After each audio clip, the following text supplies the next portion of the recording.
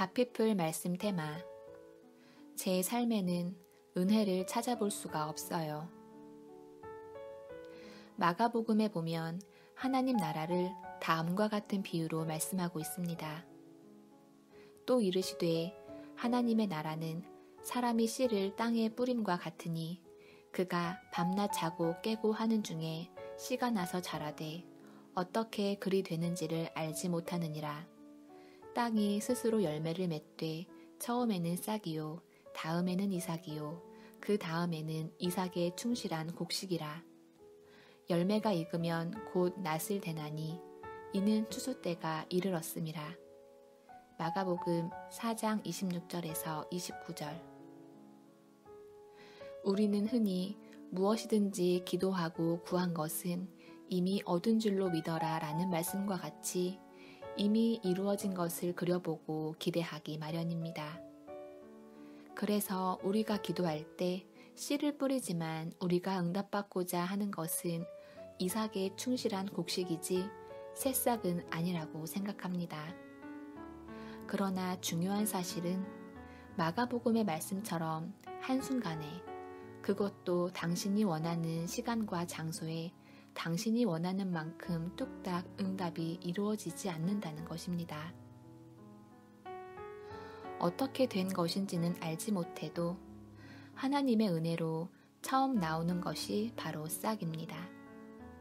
간절한 마음으로 말씀을 심고 눈에 보이지 않지만 믿음으로 기도하고 기다리며 소망할 때 처음 눈에 보이는 것은 단지 싹일 뿐입니다. 싹은 완전한 식물의 생김새와는 전혀 다릅니다. 심지어 잡초와도 잘 구분되지 않습니다. 하지만 싹을 알아보는 자만이 하나님 나라의 삶을 살 수 있습니다. 싹은 마치 이미 주신 하나님의 말씀을 붙들고 엘리야가 7번이나 기도했을 때 겨우 얻은 사람 손바닥만한 작은 구름과 같은 것입니다.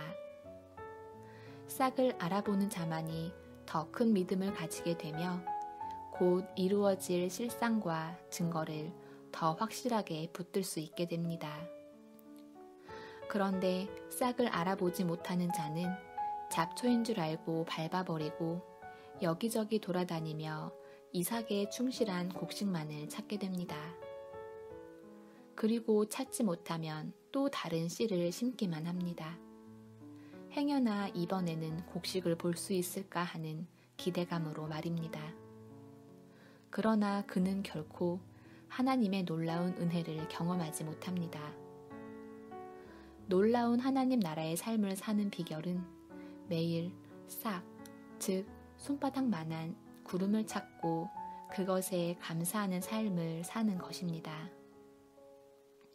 하나님의 은혜가 없다고 부정하기 전에 당신의 삶에 도단한 수많은 싹을 찾고 기록해 보십시오. 그리고 그 싹들에 대해서 감사할 때 놀라운 은혜가 자라게 됩니다. 싹들을 찾고 기록하고 감사하는 일이 많아질수록 하나님의 은혜 베푸심에 대한 의심은 사라집니다.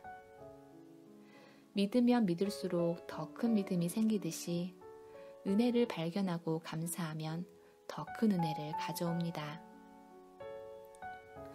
급한데 이웃이 엘리베이터의 문을 잡고 기다려 주었다.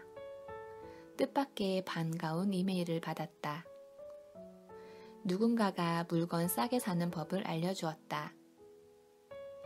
페이스북에서 꼭 필요한 정보를 알게 되었다. 주차장에 마침 빈자리가 있었다.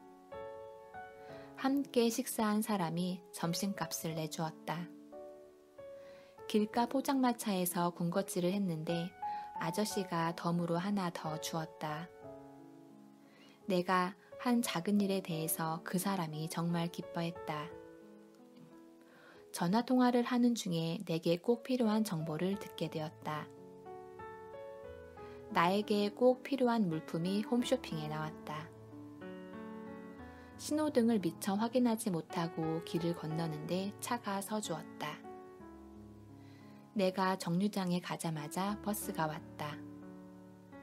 식당에서 핸드폰을 두고 일어섰는데 누군가 알려주었다. 우리 하루의 삶은 셀 수 없는 은혜로 가득 차 있습니다. 그런데도 우리는 늘 없는 것과 부족한 것, 그리고 아직 오지 않은 것만을 바라보며 삽니다. 그러나 마음의 눈만 열면 이미 주어진 은혜의 조각들이 차고 넘친다는 것에 놀라게 될 것입니다. 오늘 하루 마음의 눈을 뜨고 자신에게 주어진 은혜를 발견해 보십시오. 가피플 말씀 테마. 제 삶에는 은혜를 찾아볼 수가 없어요.